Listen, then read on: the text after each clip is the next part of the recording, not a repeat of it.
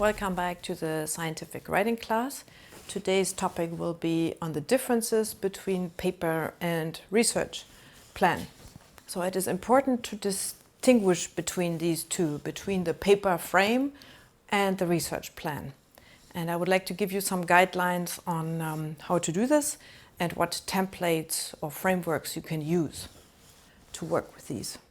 Okay, first of all, what do you want to research and write about? So there's the two major writing phases and purposes. So the first one is write an outline for your research. This is the research plan. For example, you have been starting to think about your master's studies, then I encourage you to write an outline for this research. This is called the research plan. The second one is the paper. If you want to write a paper, for example, while you're writing your master's or after you finish your master's, then you're using the paper frame. And for this, we're using the outline for a paper. Okay, so these are the big two differences, research plan and paper frame. If you never want to publish a paper, you don't need the paper frame. But you will always need your research plan for your master's. Here are the differences. I will show you the frameworks that we are using, these templates I talked about. So the research plan typically consists of these items that you see here. So it has a working title that typically changes over time. You list the participants necessary for your work to succeed. These could be, of course, these are your advisors, but these could be also your collaborators in a different country or so.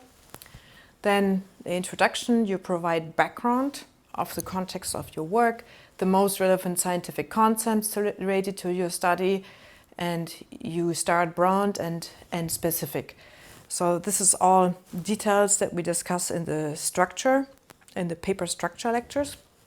For now, I just give you the overview on what the research plan should entail. Then the research question, clearly state your research question. We sometimes we like to include significant statements. Then the study objectives hypothesis, the study area, the study design, which is your methods basically, and your, for example, how will your samples be collected, and then how they will be processed, very important. Then the analysis, also part of the methods, so your statistically or analytical methods that you're employing, and very important, milestones and deliverables, time frame and risk assessment.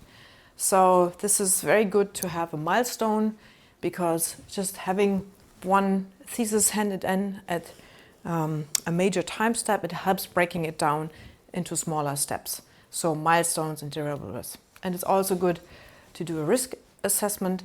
For example, if you don't get the material that you would like to use in your analysis, what is the option B that you have if you don't get this material. So here I'm showing you the paper frame template that we use. So again, the paper frame is used when you want to publish your results, for example, from your master's in form of a paper.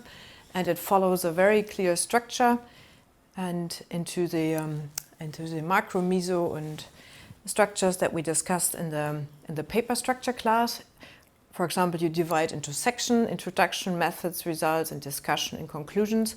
And what is very important is that you have also these ABC that you have appearing in each section. So you're coming back to your research gap and list your objectives, and you list them in chronological order in all your other sections.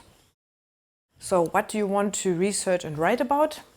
So again, you have the major writing phases and purposes. In the research plan, you plan your study and thesis, you coordinate with project partners, and you request funding.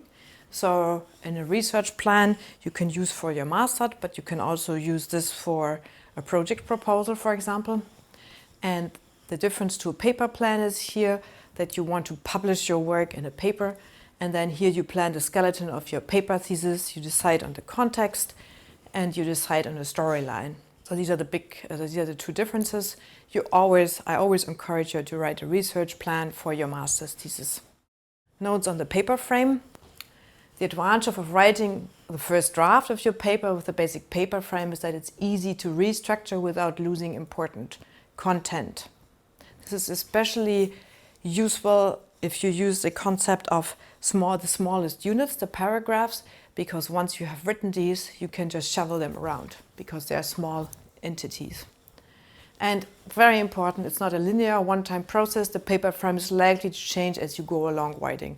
This is very typical, and don't get frustrated about this. It's very, very normal. Always start with a research plan when you do your master's.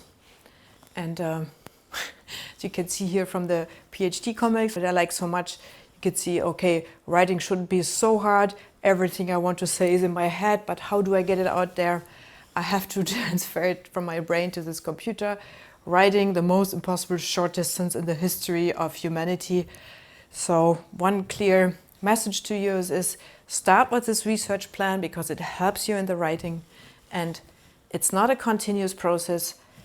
Writing, just write. You have to write continuously. Even with no results, you can start writing. This is what I encourage you to do.